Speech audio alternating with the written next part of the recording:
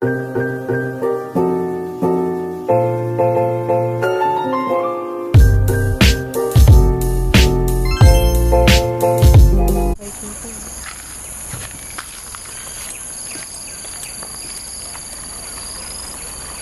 guys, for our first stop will be Singapore Quarry.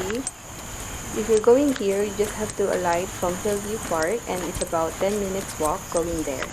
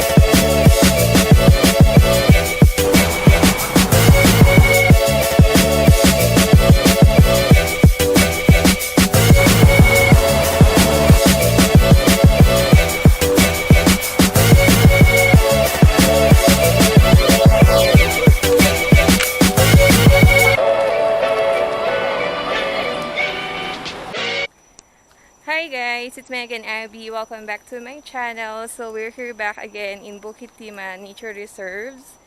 So yung kanina pinuntahan namin is Singapore Quarry and then umakyat din kami dun sa taas para makita yung view from there. And then eto, pinuntahan lang namin yung ibang path na nakita namin dito. And kapag pala dinerecho nyo tong dulo na to is yung trail na ng mga bike. So, mainit doon kaya we've decided to go back again doon sa dating trail.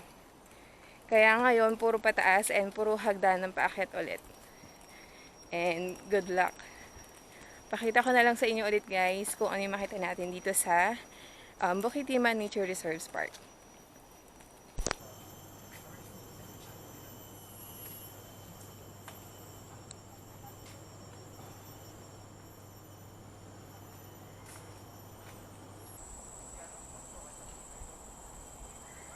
So guys, pakita ko sa inyo yung ating aakyatin pa ulit. Ayan. So actually, dinaanan namin to kanina, pababa naman. Because we were expecting to see something at the end of the trail. But unfortunately, kasi bike trail na yon and sobrang init na dun sa labas. Kaya, we've decided na bumalik na lang tayo dito sa loob.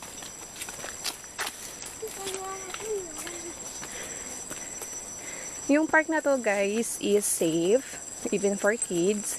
Kasi so far, madami ako nakikita na mga bata kasama ng parents. Yan.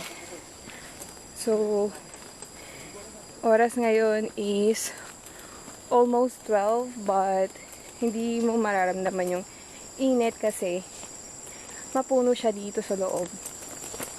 Malamig kahit hindi siya mahangin. Yan. So, malayo pa yung ating lalakarin pataas. And then, pag-akit natin doon, pababa na naman tayo. Makita ko sa inyo guys, isa sa mga matandang puno na pwede nyo makita dito. Pag nagpunta kayo sa Bukit Timah Nature Park. So guys, today holiday, kaya medyo matao sa park. Compared dun sa last time, kung napanood niyo yung previous vlog ko, na pinuntahan namin yung Hinhid Park ba yun? Basta yun, yun yung magandang view ng water sa may viewpoint, ayun.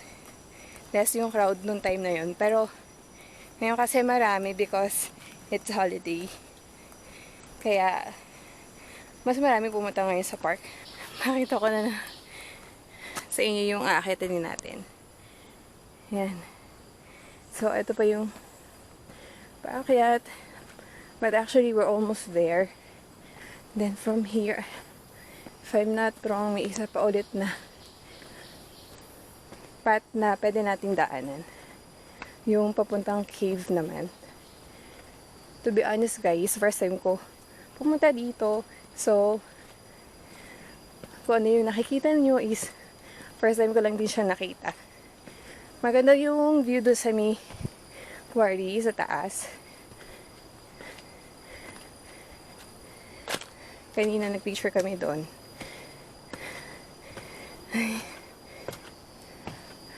Ayan. So, ito, pag pumunta ka dito sa left side, you're heading sa papuntang cave path. Pag dito, punta naman kayo sa main road summit. Ito sa cave path na to, hindi ko pa siya napupuntahan. So guys, dito tayo galing kanina sa catchment path. So, wala naman kayo actually makikita doon, but it's worth it din. Yeah. There's a catch, guys. Parang jowa nyo lang yun. Pag na-fall na, hindi na.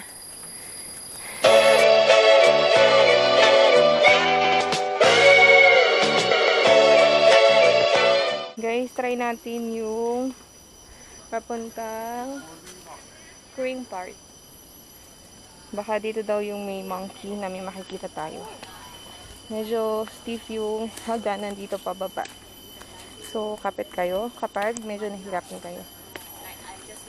Yeah. Oh, then she dropped already. Oh, Yeah, then my he God. fell. Then she fell when she like getting down the Carrying. Oh, yung puno pala yun. Yan, kaya guys, ang ganda niya. Ito siya.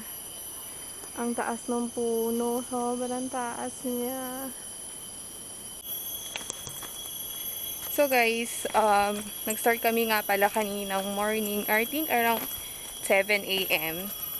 Tapos yun nga, yung una namin pinuntahan is yung sa may Quarry Park na side. Bumaba kami sa may Hillview MRT. And then from there, nag-MRT kami ulit papunta sa may Beauty World. Tapos yun nga, from Beauty World, you can take exit A. Tapos opposite side lang niya, pupunta kayo, papunta sa may Bukit Nature Reserves Park. Actually, itong park na to is malaki siya. And as I keep on saying, hindi nga siya mainit kasi punong-puno siya ng puno and malamig. Kaya okay na okay dito. If you've seen some of my vlogs na nagpunta ako ng Makrichi, isa din siya magandang place na pwede nyo puntahan if you're here in Singapore. Pero yon, mas matubig naman yon yung place na yon. But if you're fond of going dun sa mga mountains, sa matataas ng lugar, then this would be my highly suggested place that you can visit. Kasi maganda siya talaga. And it's worth it. So, ibang trail yung dinaanan ko this time compared dun sa last vlogs na napanood ninyo. So, ito yata yung mahirap na trail. Kasi yung isa, yung last time, ano na yun, sementado na siya. Kaya, hindi siya mahirap sa pagbaba. So, update ko na lang kayo ulit guys later. Baka malaglag kasi ako dito. Guys, ano na ngayon, lunch na. Pero marami pa rin nasa trail. Eh, nagpunta nga pala kami dito. Hindi kami nag-breakfast. Hindi ako nag-breakfast. So, diretso fasting tayo at the same time and then exercise. Because of this trail. Medyo malayo na rin yung ating nilakad. And kanina, tinaray ko kanina tumakbo ng pataas. Grabe, parang hindi ka mamaka 1 kilometer. Sobrang hirap. As in talagang yung heartbeat ko sobrang taas. Tumaas siya ng 170. Yung lalabasan natin dito guys is yung sa visitor center area. So, ito yung isang trail nga na pwedeng daanan nyo kung gusto nyo yung mahirap na trail. So, dito kayo pupunta. So, may mga stairs and paakyat na yan. Kasi yung sa kabila, yun nga, sementado na doon. So, madali yung trail na yun. Pero kapag galing kayo sa stiff na tas pababa kayo, yung trick pala doon is dapat maglalakad kayong paatras para less pressure sa knees. Noong una ko nakita yung mga sila uncle, sila auntie naglalakad. Sabi ko parang, ano lang pala, may sarili lang silang style yung pala. Meron pala siyang support sa knees. Ayan. So makita nyo yan, yung taas na yan.